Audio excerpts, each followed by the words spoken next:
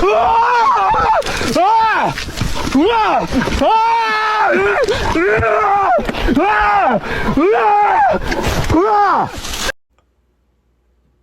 really just yeeted a forest puppy off the mountain and we're just gonna act like this is normal? First of all, this man's execution was absolutely flawless, and second of all, my man just upgraded to him. First of all, if a black bear charges you, it's been chasing you for about 20 miles, cause that's how far it can pick up your scent. With a top speed of 35 miles per hour, this terror teddy is going to catch you if you run. So if you happen to get into a mixed martial arts with a black bear, fight, stand your ground, get loud, large, try and throw some punches, kicks, I don't know, stick it in a headlock. It's your best chance of survival. The way you have to execute an encounter with a grizzly bear is slightly different. Standing at 8 feet tall and 900 pounds, the likelihood of you beating this thing in a fight is very slim. And by slim, I mean you're gonna lose. Have you not seen The Revenant? They're at the top of the food chain everywhere they are. They're more dangerous to humans than sharks, and that hump on its back is actually just back muscle. He's got a mean lat spread.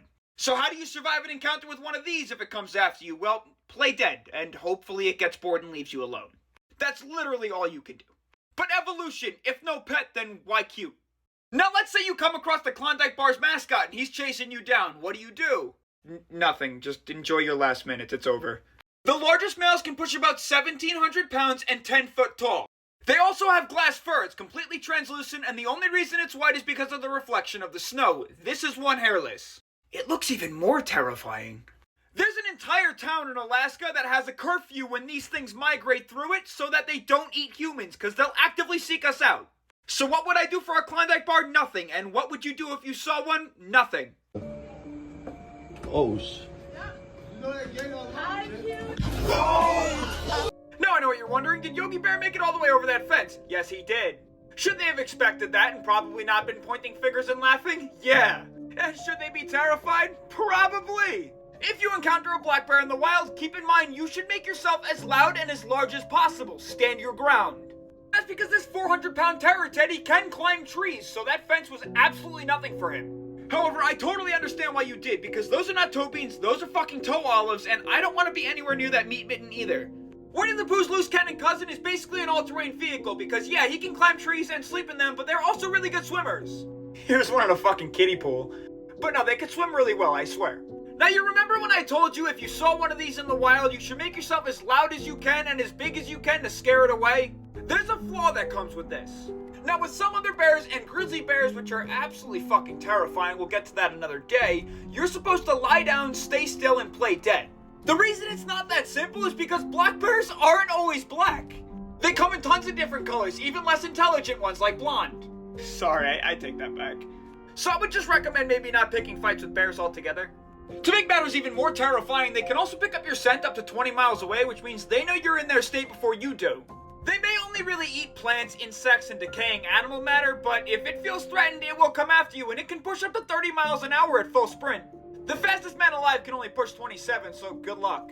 I hope everyone's okay, though. Peace.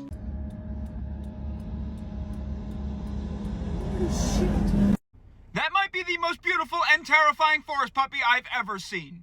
The only thing rarer than a trustworthy significant other is the albino grizzly bear. Unlike your average Target and Starbucks, the wild isn't filled with all white animals, unless of course you live up north. Weighing 350 pounds and running a max speed of 35 miles per hour isn't what makes him impressive, it's the fact that white animals are only born 1 in every 10,000. And you want to talk about a biological needle in a haystack, 1 in every 100,000 is true albinism, where they also get red eyes. Albinism comes in a lot of different animals. I'm going to show you some of my favorites. And with Christmas around the corner, what better way to start off than Santa's Uber driver, but in all white, the deer. And when Mufasa forgets to bring his melanin, it's pretty majestic. And a white manta ray might be the coolest animal on the planet. Unfortunately, we've only seen a handful in all of human history, and there's very little photos, so I'd like a clearer one. And we all know the king of all nope ropes, the king cobra, which is probably the most terrifying snake on the planet. But when this uncooked ramen noodle comes in the color white, for some reason it looks cuddly. Maybe it's the green that makes them unsettling. But on the inside, they're all the same. Keep that in mind, the kiss of death still remains. And what about Reptar's rare brother Whiteout? If you didn't know, reptiles have to bask in the sun in order to get vitamin D and stay warm. But what's wild is when they're born white, they're actually more susceptible to sunburn. Albino animals are even rarer than you think, because obviously it's rare that they're born in the first place, but it's even harder to find them. That's because most of them visit the gulag within the first few years of their life.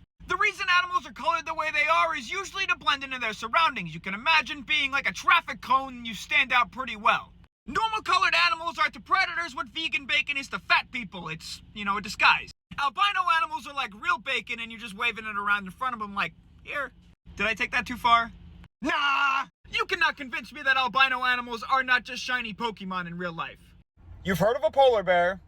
You've heard of a grizzly bear. Yo, nature, what the fuck is a pizzly bear? I want to know who gave the green light for two of the most terrifying forest puppies to get it on. In most other species, these baked wrong babies cannot reproduce. I regret to inform you that is not the case for the unclean Klondike Bar's mascot. In fact, I think Klondike should give their Napoleon Klondike Bar a new mascot entirely. Now, they're not as big as a polar bear, but they are frightening, and there's a way they make this long-distance relationship work. Like, how the fuck did these Terra Teddies meet? They both live in two different environments. Climate change. Polars are moving south, grizzlies are moving north, and let me introduce you to the Growler Bear. And did I mention the babies look like a snowball that I made from the snow in my driveway? Some science nerds have stated this might pose a challenge for them, because survival isn't exactly easy in a world where you don't really fit in. Some blend in with the forest, and let's just say some don't. So you can imagine their mixed up colors in a new environment might not help them blend in. But for the offspring of an animal that can reach up to 1,700 pounds and 10 feet tall, I'd imagine they're just fine. You know what they say, if it's brown, lay down, if it's white, say goodnight, and if you put those both together, well, I guess it's the same outcome. Eat a 2-week-old unrefrigerated pie. Dumb ways to die. Bro, drop the fish! That forest puppy can push up to 35 miles per hour. There's no way you're getting away with the fish. I also regret to inform you that Yogi Bear probably knew you caught that fish before you did because he smelled you about 20 miles away. So while you were reeling that thing in, he was coming to look for you. Yes, I hear everybody's inner hero telling him to climb the tree. But that ain't gonna stop pissed off Pooh because he's probably better at it than you. Now, I'm not exactly sure what kind of bear that is. I'm pretty sure it's a brown bear, being that it's brown. I'm colorblind as a bat, so I don't know.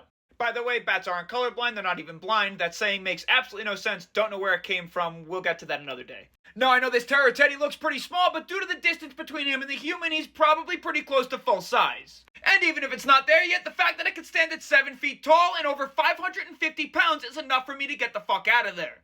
Especially since Pooh looks like he's in a shit mood. If the bear did catch up to him somehow, then his best chance is to play dead. However, if it decided to attack, I don't want to explain it. It's pretty gruesome. Just if you've watched The Revenant, that's what happens. If you haven't, For an animal with meat mittens the size of the dinner plate, I'm gonna kiss that fish goodbye.